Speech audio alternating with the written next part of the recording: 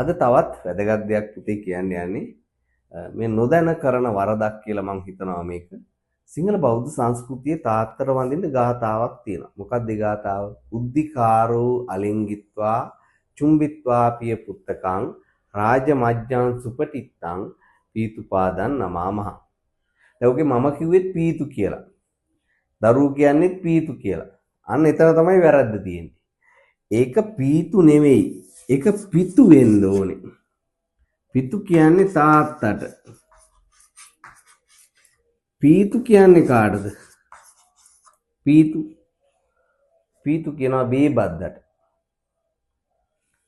දැන් තාත්තගේට වඳින ගාථාවේ තේරුම කියනකොට කියන උද්ධිකාරෝ අලිංගිත්වා චුම්බිත්වා පිය පුත්තකං. ලිංග ભેදයෙන් තොරව මා වැළඳගත් පියාණනි රාජමජ්ජං සුපතිත්තං. රජුන් මහා මාත්‍යයන් ඉදිරියේ ඍජුව සිටගෙන කතා කරන්නට ඉගැන්වූ පියාණනි මම ඔබට වඳිමි.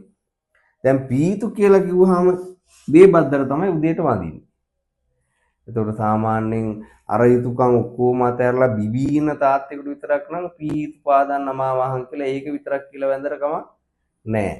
හැබැයි අපේ සංස්කෘතික ලක්ෂණයක් ඇතුලේ තාත්තර වඳින ගාතාව හරියට අවබෝධයෙන් කියන්න ඕනේ ගාතාවක්. එතකොට දරුවන් එක නිවැරදි කරගන්න ඕනේ පීතු නෙමෙයි පිතු. පිතු කියන්නේ තාත්තට, පීතු කියන්නේ බේබද්දට. දැන් හැබැයි මෙහෙම අයත් ඉන්නවා.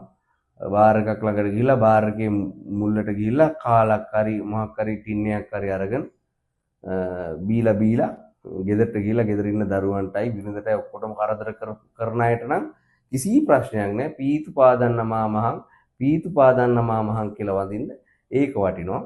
හැබැයි තාත්තලා හැටියට යුතුයකම් ඉෂ්ට කරන තාත්තලට දරුවන්ගේ අධ්‍යාපනය කන බොන එකේ ඉඳලා හැමදේම බලලා දරුවන්ට අනාගතයක් හදන තාත්තලට පිතු පාදන් නමාමහන් කියලා වඳින්න මේ කරන වැරද්ද නිවැරදි කරගන්න.